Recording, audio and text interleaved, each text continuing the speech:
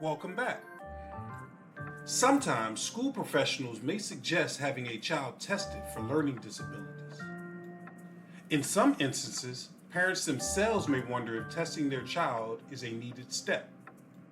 In either case, determining whether to test for a learning disability is a big decision. There is no simple answer, and no one can force a parent to test their child. With that being said, we want to offer some guidance about the process and things to consider. Let's get right to it. All right, so let's jump right into our parent support series, considering testing your child for disabilities. So we're going to look at the definition and importance, some benefits and concerns, possible strategies, some pros and cons, and a couple of frequently asked questions, and then we'll close out with keys to remember. So we're going to define disability testing as testing for learning disabilities, right?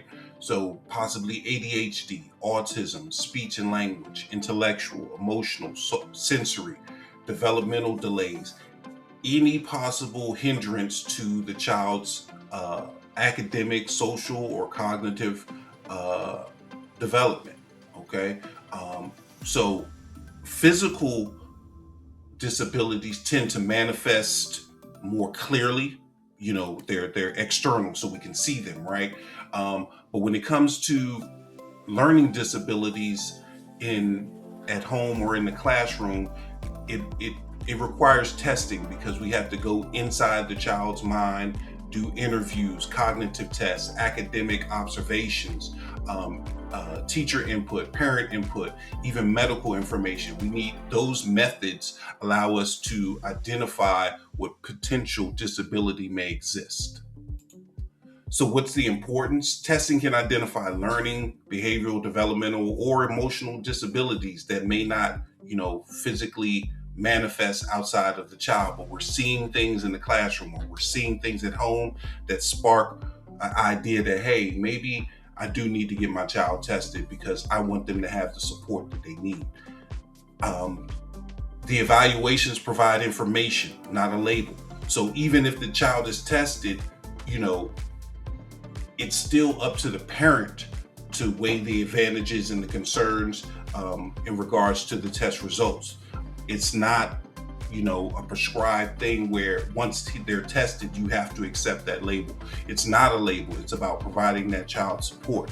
And then every child deserves appropriate support. So that's why it's important. It's not about, giving, I don't want those people looking at my child and examining my child. The bottom line is we want to make sure that your child is getting appropriate support. We don't want to give him support for ADHD and really it's social emotional learning that he has a deficiency in. Okay, so that's important. So what are some of the benefits? It identifies specific learning needs, provides access to services. So now those services are more purposeful and targeted. In some cases, it provides legal protections. It improves instruction and it builds confidence. The kid is getting the support they need. They were properly identified. They're getting the support they need at home as well as in school. And it builds that child's confidence because hopefully those supports are providing the child with the ability to make progress. So what are the educational benefits? In school, you may see IEPs, individual education plans, and 504 plans. These are binding documents that provide a list of the targeted supports based on the testing that your child will receive. Therapies and interventions. Once the child is tested and identified as whatever the disability is, now we can seek out purposeful and targeted interventions and therapies to support them. Accommodations, they may receive assistive technology. And then the earlier the intervention, it improves the outcomes because the sooner you can address whatever the disability is, the more likely the student is to adjust to those strategies, and those strategies can have an impact on their long-term outcomes. So what are the social-emotional learning benefits? It reduces self-blame. The student is not looking at themselves as a problem. They're saying, hey, I have this area of deficiency and I have the supports that I need. So it's not that there's a problem with me, it's just an area that I need extra support in, right? It builds self-awareness. They're aware. They take these tests. It opens their eyes to themselves because they're answering questions that they may not have been asked before. It improves confidence and encourages self-advocacy. As we talked about in the previous slide, the sooner the student is identified with their learning disability, the sooner the interventions come, the sooner they are aware of the plan. And as they progress and matriculate through school, they become self-advocates because they know exactly what supports they need in order to be successful in school.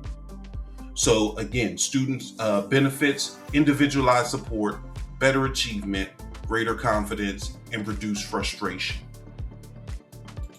When we talk about the teacher benefits, you have better instructional planning. Now you can include targeted strategies based on that student's IEP or 504 in your lesson plans. You have improved communication and effective interventions. We're not just picking random interventions. We know what this kid needs and we know what interventions this particular student needs. For the school, it improves overall achievement.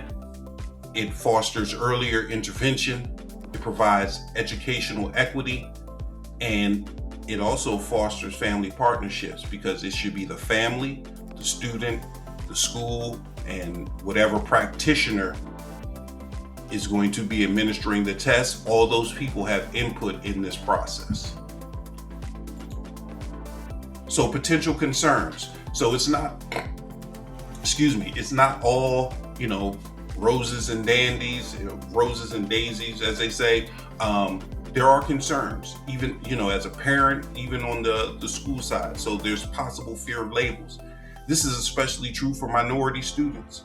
The misdiagnosis, mislabeling, the overlabeling of students when it comes to special education and learning disabilities. There's fear of that. That goes along with the stigmas as well. But there's a genuine and legitimate fear of that. Because in some cases, once they're labeled, all of a sudden, my child has no, expectation of success. Okay. There could also be stress during the testing process. It's a elongated process. There are many, the kid is being introduced to people that they don't know, that are going to be doing testing with them, and they're asking very personal and, intricate questions. So it can be stressful. It is a long evaluation process. It takes a while to determine what tests we're going to take, identify a practitioner to give the test, collect all the information, curate it, analyze it, and then come up with a solution. Okay. We just talked about the possible stigmas in regards to testing. And then there are also possible costs. Now you say, well, where are the costs coming from? Here's the thing. If the school suggests that, your child needs to be tested, and they say, hey, we're going to do it in the school, it's already accounted for. Okay. The school is going to use their therapists, their psychologists, their learning disability programs, their special ed specialists in order to send your child through the testing process. However, if, let's say for fear of labels, the parent decides, you know what, that school is not going to be testing my child. I need to find somebody on my own. Now I have to find my own practitioner. I have to talk to my pediatrician to find out who can provide these tests for my child, which now as a parent, it's a cost for me. So it's a pro and con in the sense of, as a parent, do I want to have this cost and possibly get, quote, more accurate information, more objective information, or do I want to let the school do it and I don't know if the school's going to do it right? Just plain and simple. Common misconceptions. Testing identifies needs, not worth. So once testing identifies a student as ADHD, that doesn't mean that's all that kid is worth. That just means we have specific accommodations that we need to provide this child, right? Disabilities do not equal low intelligence. Okay, you're listening to a person who has been labeled ADHD, possibly on the spectrum. You name it, I was tested for it. Here I am. Okay, so it doesn't equate to low intelligence. And services expands opportunities. That's not always the case. Okay, so we just because a student gets more services doesn't mean that they have more opportunities than other students. So as a parent, here's some suggestions. As I mentioned in the intro, there is no quick fix, there is no cure all, there is no one way. Okay, you have to know your child as a parent or guardian. Okay, you have to understand your child as a parent and guardian in order to begin contemplating this process. So, some things you can ask yourself: is my child constantly struggling? Period. No matter what it is, are they constantly struggling with something? Have any interventions been tried, whether at home or in the classroom? What questions will testing answer? Okay, so what are we addressing here? And how will knowing results help my child? So even if, excuse me, even if it is suggested by the school, hey, Dr. Guilford, we want to test your child because, your child is demonstrating some learning disabilities. I may start with these 4 questions. Is my child constantly struggling? Have interventions been tried? What questions will testing answer? How will knowing results help my child? I can start with those 4 questions in that meeting. And if they can't answer those questions, or if the responses that I get do not sit well with me, then I go back to the previous slide. I may be incurring possible additional costs because I'm going outside. If they answer those questions and I'm comfortable with it, I may proceed with what the school suggests. So, when, as a parent, should I consider testing? Consider testing if persistent academic struggles ensue, there's limited progress despite interventions, attention, speech, reading, or social concerns emerge. Okay, in most cases, not all, don't get me wrong, in most cases, your child. It's no different than when, the teacher calls and says, Johnny's been doing such and such, so and so. As a parent, you know whether that fits Johnny's, personality, and yep, that's my boy. Or no, that don't even sound right. What's going on? Okay, so your child. If attention, speech, reading, or social concerns are present, you've seen them. You may have justified them or rationalized them as something else, but you've seen them. Okay, so consider these things before you test. So what are some pre-testing strategies? So I don't want to go that route. I want to avoid testing as much as possible. Collect work samples so you can see. Okay, talk to the teachers. And I'm going to add another one that's not on the slide, in the sense that talk with the teachers and observe. Periodically, just pop up to the school. Observe your child in the academic setting. Okay, learn your rights. Okay, IDA. The Individuals with Disability Education Act, IDA, is something you can research online. Just type it in, IDEA. It'll pop up. Learn your rights as a parent/guardian, and share developmental history. You've been with your child since birth, or prior to them going to school. Share their developmental history. Okay, what have you seen as a parent? Post-testing strategies. All right, go ahead and do the testing. Before we do anything, before we start interventions and this, that, and the other, I still, as a parent guardian, have the right to examine the post-test results before we make any further decisions. Just because we have the test results does not mean that we proceed with the labeling, per se, the categorization, the IEP, the file. No, I still have the opportunity post-test to do a couple of things. I can review the results carefully. If the school did it, maybe I take it to my pediatrician, get a second opinion. Okay, but I can review the results carefully, participate in planning. I, as the parent guardian, am an intricate part of the planning. I should be a part of every step. You're going to get emails. Hey, we're going to meet You're going to get emails from the school if the planning process starts. Hey, we're going to meet at such and such a time, so and so. You make sure you're a part of all those meetings. If you need them to change the meetings, you have the right to have them change the times of the meetings as well. All right. Know your rights. Focus on strengths. So throughout that testing, there's going to be something on there that shows the kid's strengths as well. Okay. And then you want to monitor progress. You don't just do the testing. He gets a IEP and then, hey, I don't think of anything else of it. They got that. No. You want to monitor progress because it is necessary to reevaluate periodically. So the pros and cons. So what are the pros? Services provided, understanding, there's clarity, support, and possibly legal protections. The cons, time consuming, it can be stressful.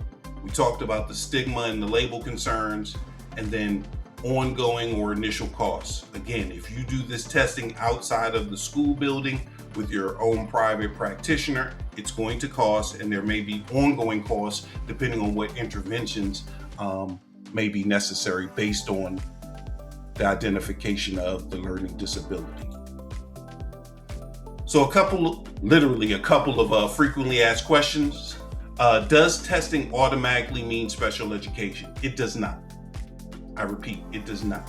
It does not automatically mean special education because, as we just mentioned, the parent guardian has the final say so as far as after the test is over, what do we do now? They have the parent guardian has the final say so. Okay? The school cannot make you do anything. The pediatrician cannot make you do anything. They can strongly suggest, they can, reiterate, they can try to persuade, but ultimately the parent guardian has the ultimate say so. Okay. Can a parent request or decline testing? Yes. So a parent can request testing, whether it's from the school or a pediatrician, or if the school says, hey, we want to test your child because we think this is present, you as the parent guardian has the right to say no. Okay. It doesn't matter how much pressure they put on you, you have the right to say no. Understand though, that by saying no, you're basically saying, hey, I don't want my child tested. I want other things done. So you may go to those pre-testing strategies or ask them the question about interventions. What other interventions have you tried before we start talking about some testing? Okay. So a parent can request or decline testing. So some keys to remember. Testing is really about understanding. I want to understand what is troubling my child so we can address it. Early identification helps, just like early interventions help. The sooner you get started, the sooner you can start addressing that child's needs.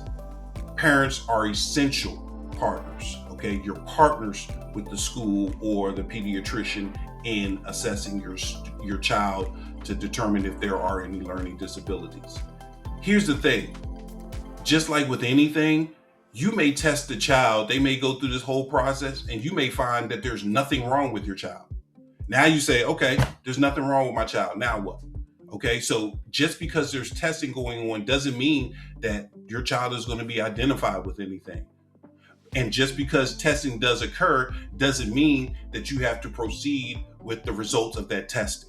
Okay, so don't think that just because they get tested, all of a sudden this Pandora's box opens. That is not true. You control that pace as the parent guardian.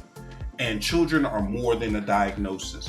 They are not whatever diagnosis comes. Just because even a person who gets diagnosed with cancer, they are not just cancer. They are a whole person. They are dealing with something, and they are taking interventions and steps and treatments in order to address that thing. Okay, the same thing with testing for learning disabilities. That child is not a learning disability. That child is a person who has a learning disability, and the testing should provide interventions and supports to help that child deal with those learning disabilities. Thank you. We hope that was helpful. Remember, to test or not to test is a family's decision. It should not be forced. Don't forget to like, comment, and subscribe. See you next time.